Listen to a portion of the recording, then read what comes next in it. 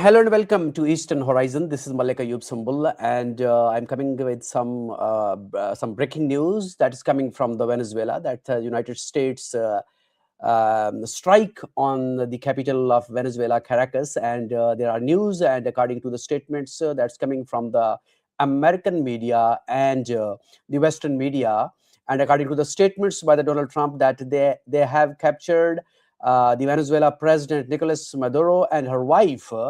And they have been taken away from the country. So I have joined right now from Venezuela, Caracas, the first-hand information and the analysis by Mr. Jose Chalhoub. He is a political analyst. Thank you very much, Jose Chalhoub, for joining me. Thank you very much, sir, for contacting me. Yes, it's a pleasure. So let me know that what is the latest that the United States strike the capital of Venezuela. So what is the first-hand information and and what's going around you? Yeah, well, certainly this was for Venezuelans seeing all these unprecedented, strikes against the different key military sites of the Venezuelan government has been unprecedented. I mean, this is not something that Venezuelans have been, used to, and we woke up to these horrible images of airstrikes against the different key military sites like Fuerte Tuna, one of the largest military fort where the Ministry of Defense is located precisely. Also, a key port which is called the Port of La Guaira, one of the most strategic port that serves the capital of Venezuela, Caracas, also was stricken. And different other military units that were stricken, but not that much according to official media here in Venezuela. But yes, I mean, the fact that the US carried out for the first time ever, as the President Trump has been announcing for months, that he was going to carry out land strikes against the different facilities, which, according to the U.S. government, have been serving the drug cartels, the cartel of Los Soles, allegedly to the U.S. Trump administration. Yeah, definitely, there was a very horrible scene to see for many Venezuelans, which yeah, officially the U.S. carried out a some sort of an air invasion against the different military sites of Venezuelan government. Yes, but the current situation in Caracas right now, let me tell you, it's kind of quiet but tense because I mean nobody expected this type of situation at the very beginning of this year because I mean the population was expecting something to happen by December. But yeah, I mean this was the way that personally I was expecting the US government to carry out these type of strikes at Hmm, late night. hmm. So yeah, it was carried out, and the news that the President Maduro was captured, as it was firstly announced by President Trump Hmm. alongside his wife, was later confirmed and officially announced by the current Vice President Delcy Rodriguez. Mm. So, what do you think that just like in the name of this drug trafficking, do you think that the United States and Donald Trump is eyeing and want about this rich oil reservoir of the Venezuela? How you think about this? Yeah, well, traditionally, I mean, the Venezuelan oil, well, considering that Venezuela still holds the largest non-conventional uh, oil reserves of the world with 303 billions of barrels underneath Venezuelan soil, and definitely, I mean, for Venezuela and for the U.S., this was a traditional oil relationship, considering the geographic proximity for the U.S. refineries in the Gulf Coast of important Venezuelan oil.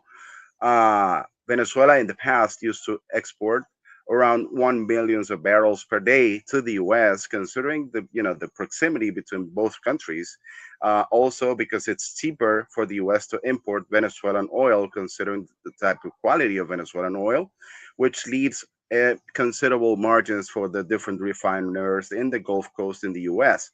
So definitely for the U.S., I mean, rather than continue importing oil from farther countries such as Saudi Arabia or other countries in Africa, for example, independently of their quality of oil that imports the U.S. But definitely Venezuela has been attractive for U.S. oil companies since decades. I mean, in Venezuela, the first oil companies, ever since the oil was discovered for the first time at the beginning of uh, mm, the 1900s, which is originally the year where the Venezuelan oil industry started.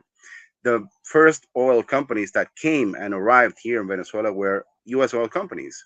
So Mm, definitely mm, for Venezuela, and we still have Chevron after all this mess. We still have Chevron operating here. mm, mm. So the Venezuelan government has accused that the United States strike on the civilian population. How you comment on this? That is there any casualties and injuries so far? No, not exactly. I mean, the target, and considering that for President Trump, he cares a lot about public opinion. He cares a lot of casualties.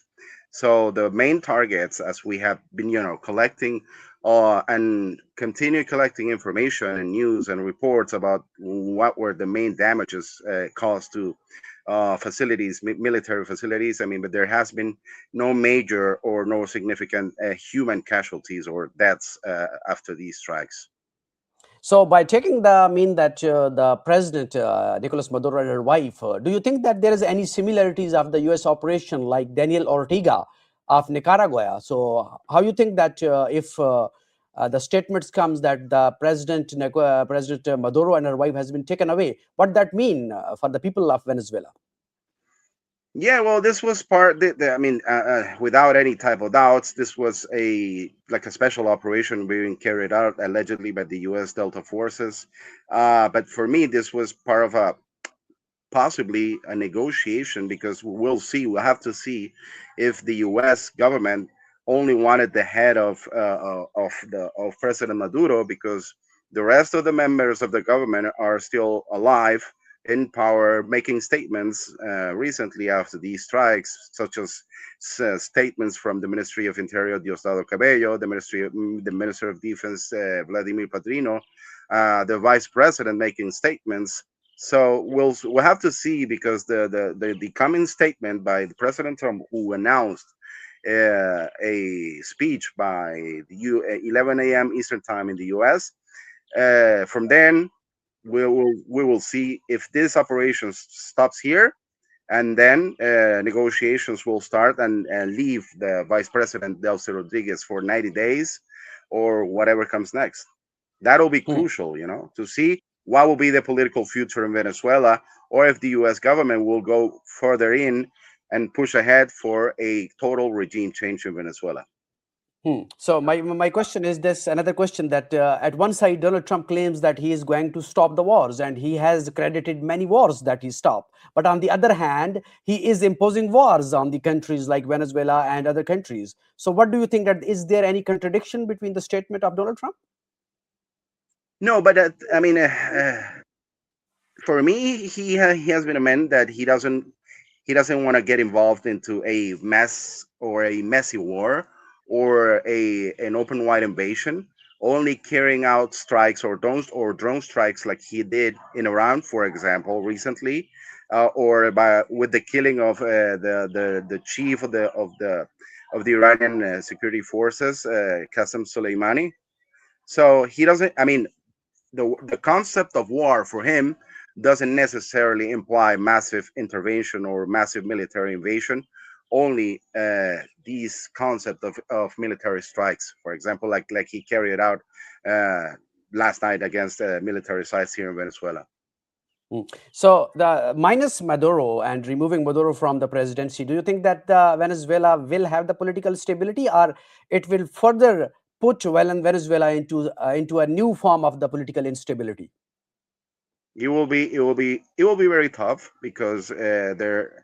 I mean, you don't get to have political stability or total political stability by just removing the head of a government.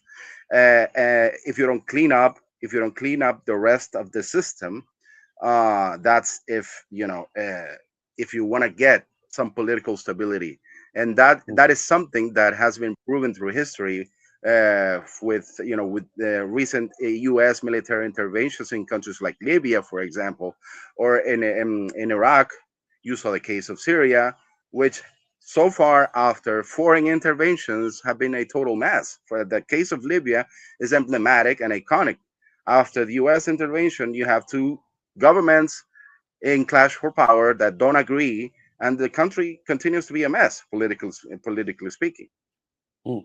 My last question, Jose Chalhoub, is that the incident of Venezuela, do you think that is there any kind of the impact, the price impact of the petrol prices in the global market? Well, not exactly, not exactly.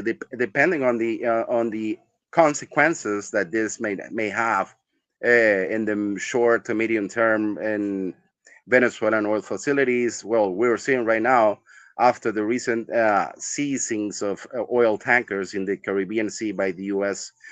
Coast Guard of tankers that were loading oil from Venezuela to China, for in this case. So. I mean, Venezuela has been recovering its oil production in the last 3 to 5 years recently, up to 800, 900,000 barrels per day after the collapse of its oil production in the last decade, sadly. But it will depend if there's a major attack against a major field in Venezuela, for example, in the short to medium term. But I don't think the U.S. will want that, because if the U.S. government, specifically the Trump administration, has granted Chevron and has permitted Chevron to stay the course in Venezuela, it's for something, you know. Mhm. Thank you very much, Jose Chalhoub. I really appreciate your thoughtful insight. Thank you so much for joining from Caracas for the first-hand information. Thank you very much, sir. Thank you. Thank you.